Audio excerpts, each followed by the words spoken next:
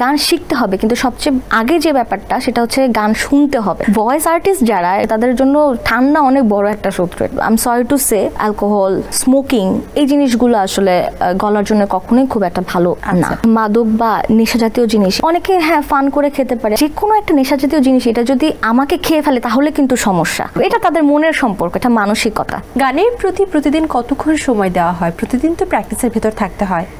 হ্যাঁ, আমার সবসময় একদম রেওয়াজটা আগের মতন, মানে ছোটোবেলায় যেরকম করতাম ওইরকম না হলেও তাকে কিছু স্ট্যান্ডিং নোট প্র্যাকটিস করা, সারগাম, কিছু স্ট্যান্ডিং নোটস, এগুলো আমার প্র্যাকটিস করা হয়। দেখা গেছে যে আমি যদি সকালে আমি নাও যদি প্র্যাকটিস করতে পারি, তাহলে সন্ধ্যাবেলা বা রাতের দিকে একটা গান ছেড়ে দিই, যে কোনো একটা গান হতে পারে সেটা। আমার যেহেতু অনেক ভাষার গান শেখার একটা মানে ইচ্ছা বা নেশা বলতে পারি, তো সেই গানগুলো আমি ছেড়ে দিই, আমি নিজে নিজে গান গাই, সেটার সাথে গান গাই। এটাও এক ধরনের প্র্যাকটিস, এবং এটা অনেকেই জানে না, এটা একটা ট্রিক্স আর কি। দারুণ। এতে মনে হয় ভয়েসটা একটু ভালো করা যায়। একটা গান ভালো, অনেকে মানে বলে যে গান কিভাবে ভালো গাবো, গান তো অনেক শিখতে হবে। গান শিখতে হবে, কিন্তু সবচেয়ে আগে যে ব্যাপারটা সেটা হচ্ছে গান শুনতে হবে। আমি যত গান ভালো শুনবো তত আমি ভালো গাইতে পারবো, নোটসগুলো তত ভালো হবে। এক্স্যাক্টলি। একজন সঙ্গীত শিল্পী জীবনের সবথেকে বড় শত্রু কি বা কে? ঠান্ডা। শীতকাল আসতে যাচ্ছে। হ্যাঁ, একদম সবচেয়ে বড় শত্রু হচ্ছে এটা। মনে হয় আমারও অনেক বড় একটা শত্রু। ভয়েস আর্টিস্ট যারা ইউজুয়ালি ভয়েস নিয়ে কাজ করে তাদের জন্য ঠান্ডা অনেক বড় একটা শত্রু এটা আসলে। এবং অবশ্যই যেটা আমার মানে I am sorry to say, but এটা আসলে যে অ্যালকোহল কিংবা স্মোকিং এই জিনিসগুলো আসলে গলার জন্য কখনোই খুব একটা ভালো না।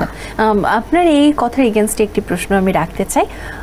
অনেক সময় আমরা এটা শুনে থাকি বা আমাদের একটা ধারণা রয়েছে সঙ্গীত শিল্পী মানে সে হয়তো অ্যালকোহল বা অন্য কোনো নেশা জাতীয় দ্রব্যের সাথে আসক্ত, এবং আমরা এটাও অনেক সময় শুনে থাকি বা দেখে থাকি, বা নাটক সিনেমাগুলোতেও এটা প্রমোট করা হয় যে একজন মিউজিশিয়ান যখন স্টেজে উঠছে, একজন সিঙ্গার যখন স্টেজে উঠছে, ব্যাক স্টেজে সে আসলে নেশা জাতীয় কোনো কিছু গ্রহণ করছে। এটা তার পারফরমেন্সের ক্ষেত্রে কতটা যুক্তিযুক্ত, কিংবা তারা এটা কেন করে? আসলে যে কোনো মাদক বা নেশা জাতীয় জিনিস এটা যদি অনেকে ফান করে খেতে পারে। আমাদের বিয়ে বাড়ি বা অনেক জায়গায় কিন্তু এরকম দেখা যায় যে তারা শিল্পী পরিবারের না, কিংবা তার বাইরে অনেক ফ্যামিলিতে দেখা গেছে যে বিয়ের সময় এই জিনিসটা খুব মানে ফান করে কিন্তু অনেক সময় আনা হয় বা খাওয়া হয়, এই জিনিসটা কিন্তু করা হয় আমাদের বাংলাদেশের অনেকেই। তো এটা হচ্ছে বিহাইন্ড দ্য সিন বলছি আর কি। তো যে কোনো একটা নেশা জাতীয় জিনিস এটা যদি আমাকে খেয়ে ফেলে তাহলে কিন্তু সমস্যা। আমি একটা খাচ্ছি এটা একটা কথা, কিন্তু আমাকে যদি খেয়ে ফেলে কোনো জিনিস সেটা সবচেয়ে বড় সমস্যা। তো এটার সাথে আমি একমত না যে শিল্পী হলে এসব খেতে হবে বা এসব নিতে হবে, আমি এটার সাথে পুরোপুরি একমত না। কারণ আমার কাছে কিন্তু আমার গানটা সবচেয়ে বড় নেশা।